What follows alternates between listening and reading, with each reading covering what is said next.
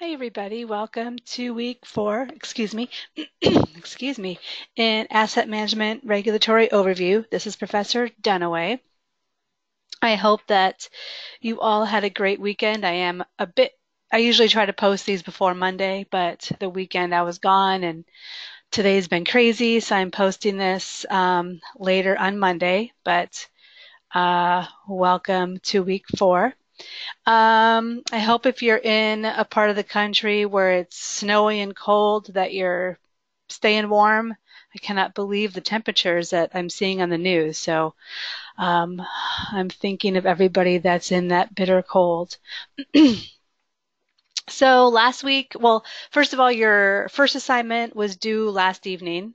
Since I am posting this on Monday, it was due Sunday evening. If you have not posted it, if you have not asked for an extension, please do so. You can freeze the penalty for a week. You will still get a penalty, but we can freeze it for a week. So please post it as soon as possible. And also, for those of you that are not posting in the discussion forum, I just really stress that you do. You get a lot more from the class, I think, if you're posting regularly. And also, you're missing points. Since there are no extensions for the discussion forum. So if you have any questions about that, please email me. And a quick comment about emailing. I've said this before. Please email me directly to my email address, which is on the course website. It's on the syllabus. It's dunawall@tjsl.edu.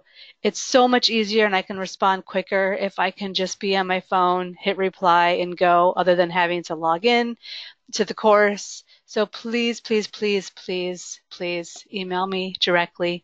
If you have an extension, if you have a question, please email me directly. It's so much easier. Okay, so here we are.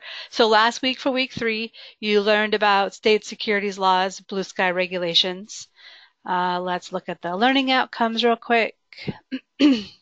So hopefully now that you've worked through all the materials, done the reading and the videos, you will now have a broad understanding of the objectives of state securities, blue sky laws, and the role of blue sky regulators.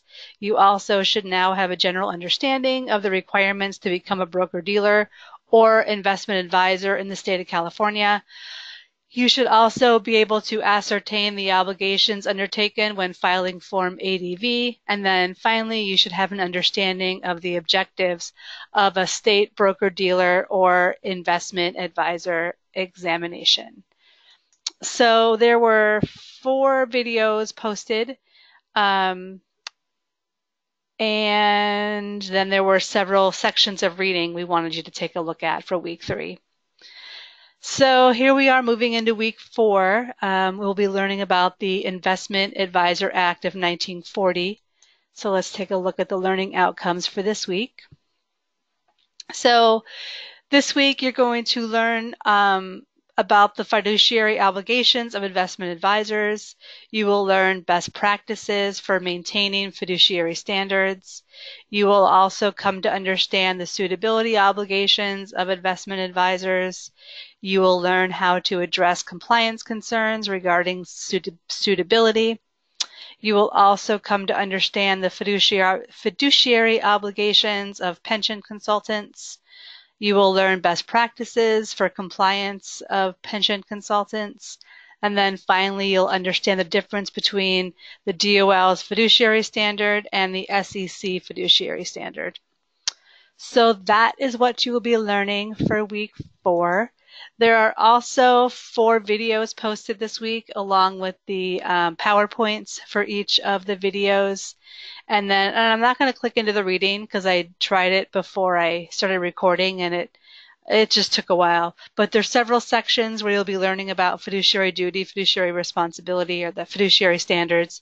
So make sure you do the reading this week. So I think that's it for week 4. Next week we'll be learning about the Department of Labor rules and regulations.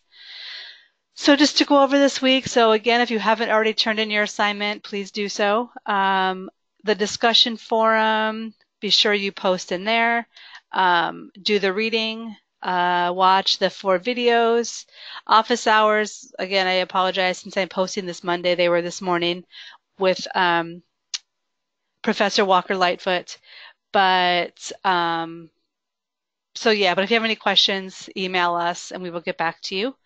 And then just looking ahead, your next assignment is due at the end of week 6, which is February 17th.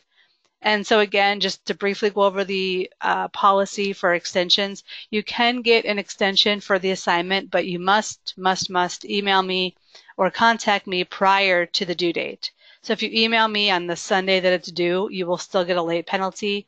You need to contact me prior to the due date to request the extension. Okay? But if you do message me after, we can freeze that 10% for a week. So it still is a good idea, even if you've missed asking for an extension, to contact me, because then it still will give you a little extra time before the late penalty increases. And again, all that is in the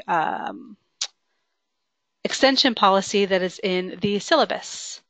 All right, so I think that's it. I feel like I talked really fast. I apologize. It's been a day.